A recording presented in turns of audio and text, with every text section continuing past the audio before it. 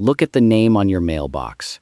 Somewhere behind it is a man who either made things with his hands or took things with a sword. In the German-speaking lands, there were really only two ways for an ordinary family to acquire a permanent name, and they came from two different worlds that could see each other across a field. One was the guild, the other was the castle. There was no Germany when this happened. There were something like 300 sovereign states, bishoprics, free cities, and knightly territories, loosely stapled together under an emperor who mostly could not tell them what to do. Fixed surnames appear first in the south and west, in Cologne and the Rhineland, from about 1100, among city patricians and the knightly class. They spread north and east across the next 400 years. In parts of the far north, the old patronymic system held out until the early 1800s, when French administration finally forced fixed family names on East Frisia. So the name you carry is a timestamp as well as a job description. And here is the part nobody tells you. The craftsman names are the honest ones. The knightly-sounding names are the ones most likely to be lying to you. 20 names. Count them down. Number 20. Wagner. A Wagner made wagons. From the old High German wagon, and it is the same word and the same trade as the English wainwright. Understand what a wagon was. It was the lorry, the tractor, the removal van, and the artillery train of the medieval world, and it was built almost entirely out of shaped wood by a man working without a single standardized measurement. A cartwheel is one of the hardest objects a pre-industrial workshop ever produced. Spokes, felloes, hub, and iron tire. Each cut to tolerances the Wagner carried in his hands and nowhere else. The trade employed thousands of men in every German-speaking territory for 600 years. It was gone within one generation of the internal combustion engine. The name is now in the top 10 in Germany. Nobody in it has ever hung a wheel. Number 19, Becker, a baker. From Backen, and in the south it stays as Becker. In the middle and north it flattens to Becker. The baker was not a shopkeeper. He was a regulated public utility. Town councils fixed the weight of a loaf against the price of grain. Inspectors weighed his bread in the street, and a baker caught cheating was fined, pilloried, and in some towns dunked in the river in a cage in front of the customers he had shorted. That is how seriously bread was taken. It was the difference between a fed town and a riot. There are Beckers, and Beckmans across every German state and every American state the Germans emigrated to. It is one of the few names on this list where you can still find someone doing the job. Number 18, Schneider. From schneiden, to cut. Not the man who sewed, the man who cut. That distinction is the whole trade. Cloth was expensive. In the 1400s, a good woolen coat could cost a laborer months of wages, and the value was in the fabric, not the labor. Anyone could stitch. The skill worth paying for was laying out a pattern on costly cloth and cutting it without waste, from a shape held in the head. Sumptuary laws told the tailor what each rank was allowed to wear. He cut status into cloth for a living. Schneider is a top 5 surname in Germany, and it is everywhere in Pennsylvania, sometimes still spelled that way, sometimes translated straight into Snyder or Snyder. Number 17, Fischer, a fisherman, obvious, and much stranger than it looks. Inland Germany ate an enormous amount of fish because the church calendar demanded it. Somewhere between 100 and 150 days of the year were fast days when meat was forbidden. That created permanent demand 1,000 kilometers from the sea, and it was met by river fishermen on the Rhine, the Elbe and the Danube, and by monasteries running artificial carp ponds on an industrial scale. Fishing rights on a stretch of river were property. They were bought, inherited, and litigated over for centuries. The name is in the German top 10. It was built on Fridays. Number 16, Weber, a weaver. And the reason there are so many of them is that weaving was the one skilled trade a family could run inside its own house.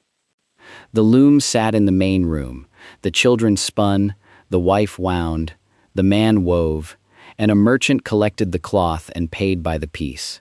It made whole regions, Silesia, Swabia, Westphalia, into vast, decentralized textile factories 2 centuries before anyone built a factory. It also made them fragile. When the price of cloth collapsed, it collapsed on 100,000 kitchens at once. Weber is top 10 in Germany, top 30 among German Americans, and behind it are more people than any other name on this list. Number 15, Zimmermann, not a room, timber. Zimmer originally meant building timber, and the Zimmermann was the man who framed a house, the carpenter who cut the oak joints of everything you now photograph in Rothenburg and Quedlinburg. Those black beams are not decoration. They are the building. The plaster between them is just infill. He worked with an axe and a chisel, not a saw, and he cut joints that hold without a single nail. Some of them have been holding since the 1300s. The journeymen of the trade still walk Germany in black corduroy and a wide hat, 3 years and a day on the road, because the guild rule that put them there was never repealed. Every timber-framed town in Germany is a signature by a man named Zimmermann, who never signed anything. Number 14, Schumacher, and its older cousin, Schuster, from the Latin sutor. Shoes were not bought. They were commissioned, 1 foot at a time, and then repaired until there was nothing left to repair. A peasant might own 1 pair in his life and be buried without them, because they were worth passing on. The shoemaker sat in a window at street level, so the light fell on his hands, which is why he shows up in more medieval town records as a witness than almost any other trade. He saw everything that happened in the street. The name went to America and mostly stayed Schumacher, occasionally became shoemaker, and produced a Formula One champion who never once made a shoe. Number 13, Kohler, a charcoal burner. This is the hardest life on the list. The Kohler built a mound of stacked wood, covered it in turf and earth, set it alight from the inside, and then kept it burning without flame for a week or more. If it got too much air, it burned to ash, and the whole harvest was lost. So he slept beside it in the forest, alone, waking every couple of hours for days on end. Charcoal was not for cooking. It was the only fuel hot enough to smelt iron. Nothing forged in medieval Germany existed without a Kohler in a wood somewhere, going without sleep. He lived apart. He was half blackened, and the villages thought he was strange. The name outlasted the trade. The forests it ate, and the smelters it fed. Number 12, Gerber, a tanner. The name means the man who turns skin into leather, and the process is worth knowing about, because it explains where he lived. Hides were soaked in lime, scraped, then worked in a bath of dung and urine to soften them, then packed in oak bark for months. The smell carried for a kilometer.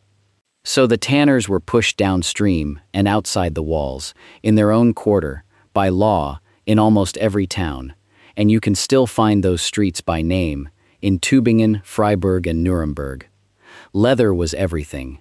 Shoes, belts, harness, buckets, armor padding, bellows, the hinges on a book. The Gerbers made the medieval economy possible from a quarter of town nobody else would live in. The name walked back in through the gate and stayed. Number 11, Ritter. And here I want to stop the countdown and be straight with you, because this is the name people most want to be true. Ritter means knight. It comes from the old High German Ritterie, a rider, and if it is your name, you have probably been told at some point that your family were knights. Almost certainly they were not. A genuine knightly family did not call itself Ritter. It called itself von somewhere, von Bülow, von Bodenhausen, because the entire point was the land. The surname Ritter usually attaches to somebody else, a man in a knight's service, a man who carried the armor, a man who played the knight in a Shrovetide procession, or a family living in a house that had a knight painted on the sign. Be careful with all of this. There was a wave of romantic family research in the 1800s that invented flattering descents wholesale, and another in the 1930s when proving your ancestry became a legal requirement, and an entire industry appeared to supply people with the paperwork they needed. A great deal of what circulates online about German noble descent originates in those 2 moments and has never been checked since. Ask what the document is, ask who dated it, and who was paying. Number 10. Jäger, the Lord's huntsman. And in a German territory, that was not a minor job. Hunting was a legal monopoly. The forest belonged to the Lord, the deer and boar in it belonged to the Lord, and a peasant who killed one to feed his family could lose a hand or his life for it. The Jäger enforced that. He was armed, often mounted, he knew the ground better than anyone alive, and he answered to the Lord directly and to nobody in the village at all, which made him hated and untouchable in equal measure, and put him exactly on the line this video is about. Not a craftsman, not a knight, but a man in the castle's service, carrying a weapon. If your name is Jäger, your ancestor was probably the most disliked man in the parish. Number 9. Vogt, or Voigt, or Voigt, or Vogts, from the Latin advocatus, the advocate. He was the lord's or the abbey's enforcer on the ground. He held the local court, collected the dues, raised the men, and took a cut. Monasteries needed one, because churchmen could not shed blood, and so they appointed a layman to do it for them. The problem is what happened next. The office was profitable, so it became hereditary, and hereditary offices become families. In more than one German territory, the Vogte simply stopped being anyone's servant and started being the lord, which is why there is a region in Saxony and Thuringia, still called the Vogtland, named after the men who were supposed to be working for somebody else. The name means employee. In several cases, it ended in a coronet. Number 8. Marshal. This one is my favorite word on the list. It is Old High German, Mara, a horse, and Skalk, a servant. A marshal was a stable boy. He mucked out, and he shod, and he answered to the man who fed him. And then, because the mounted warrior became the entire military system, the man who ran the horses became the man who ran the army. By the Golden Bull of 1356, the Archmarshal of the Holy Roman Empire was the Duke of Saxony, one of 7 men who elected the emperor. The word climbed all the way to Feldmarschall and stopped just short of the throne. Every rank has a smell of the stables about it if you go back far enough. This one still does. Number 7. Kaiser and König. You were not one. The names come straight from the words for emperor and king. Kaiser is Caesar, worn down through 1,000 years of German mouths, and the men who carried them ruled nothing. They were the man who played the emperor in the carnival procession, the man who won the shooting contest and was Schützenkönig for a year, and then for life, and then his sons were. The man whose manner struck the village as several ranks above his actual position, said often enough, and with enough sarcasm, that it stuck. Or, most often of all, the family living in the house with the crown on the sign, in a town where houses had names before they had numbers. There are tens of thousands of Kaisers in Germany. There has not been an emperor since 1918. Number 6. Eberhard. And Reinhard and Bernhard and every other name in that family, because they are all the same object. These are not surnames at all in origin. They are Germanic personal names from the 6th and 7th centuries, built as compounds of 2 heroic words, Eber, a boar, plus hart, hard. Ragin, meaning counsel, plus hart. Bern, a bear, plus hart. Wolf, plus gang. Parents were not naming a child, they were arming him. That system predates the German language, as we would recognize it, predates the empire, predates surnames by 500 years. Those first names hardened into family names in the late Middle Ages, when a village needed to distinguish one Eberhard's son from another's. If your name is one of these, the word in it was already old when Charlemagne was crowned. Number 5. Stauffer. Or Stauffer, Stauffer, Stauffer, depending on which port the clerk was standing in. There is a conical hill in Swabia that looks like an upturned drinking cup, a stauf, and around 1070, a minor noble built a castle on it. His descendants took the hill as their name, and within 70 years they had the German crown. Frederick Barbarossa was a Stauffer. So was Frederick II, the emperor who kept a menagerie, wrote a book on falconry, and was excommunicated twice. The dynasty ended on a scaffold in Naples in 1268, with a 16-year-old boy, and that was that. But the name did not die with them, because it never belonged only to them. It belonged to everyone who lived under that hill. Ordinary Stoffers farmed there long after the emperors were gone, and emigrated, and are in Pennsylvania and Ohio now, occasionally on a frozen dinner. Number 4, von. Not a surname, a preposition. Von simply means from, and in a knightly family it points at the estate. Von Bodelschwing, von der Goltz, von Hohenzollern, the family of the castle at Zollern, which the records first mention in 1061, and which produced kings of Prussia and German emperors. But treat it carefully. Von is not a title, and never was one.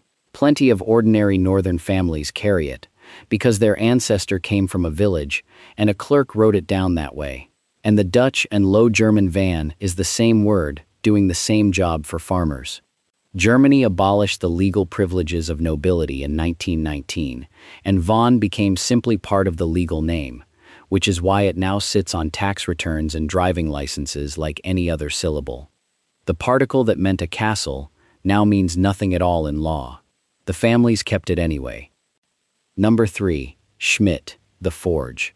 From the Old High German Schmid, and it is the second most common surname in Germany, with something like 300,000 people carrying it, plus every Schmidt, Schmid, Schmidt, Schmitz, and every American Smith who was one of them before Ellis Island.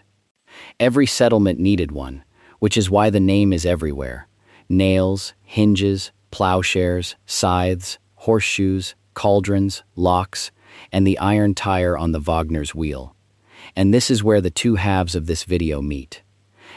The knight on the horse was, from a distance, a construction of shaped iron, mail, helm, sword, stirrup, bit, spur, and every piece of it came out of a village forge, made by a man who was legally nothing.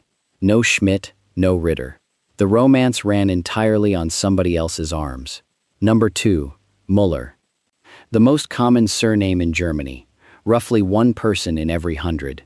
The reason is that the mill was the one industrial machine of the medieval countryside, and every village had one. The reason for everything else about the name is that the lord usually owned it. Peasants were legally required to bring their grain to his mill and could be fined for owning a hand quern. So the miller took his cut in flour, from grain nobody could take anywhere else, and the countryside decided he was a thief. There are proverbs about it in every German dialect. He was also frequently prosperous, literate, and marginal. Mills sat outside the village on the water, and so did the men who ran them. The most common name in the country belonged to the man everyone in the country needed, and nobody in the country trusted. Number 1, Meyer. And here we have to step sideways out of this entire video, because the name at the top is neither a craftsman nor a knight. Meyer, Meyer, Meyer, Meyer. The spelling is an accident of which clerk wrote it.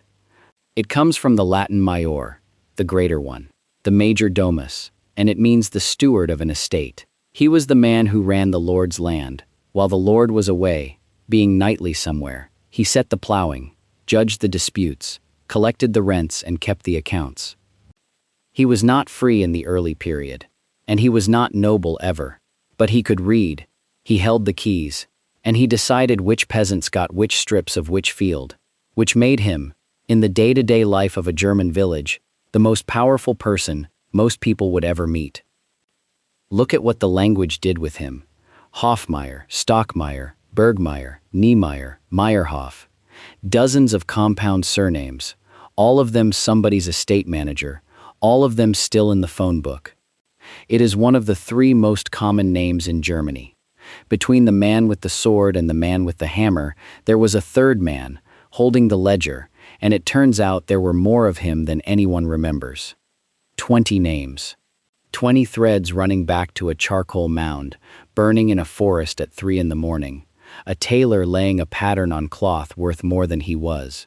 A stable boy who became an arch-marshal of the empire, and a steward with a ledger deciding who plowed what. All the way to the name on your mailbox. You did not choose it. Nobody now living chose it. It was handed to you by someone it was handed to, and you will hand it on to somebody who gets no say in the matter either. And the split this video started with turns out to be the wrong question. The craftsman names are honest. They say exactly what the man did, and there are millions of them, because there were millions of him. The knightly names mostly belong to the people who worked for knights, rather than the knights themselves. The castle families were always a rounding error. The forge, the loom, and the ledger are where nearly everybody actually came from, and that is not the lesser half of the story. That is the story. If your name is on this list, tell me the town, the state, the ship, and what your family always claimed the name meant, and whether the paperwork ever backed it up.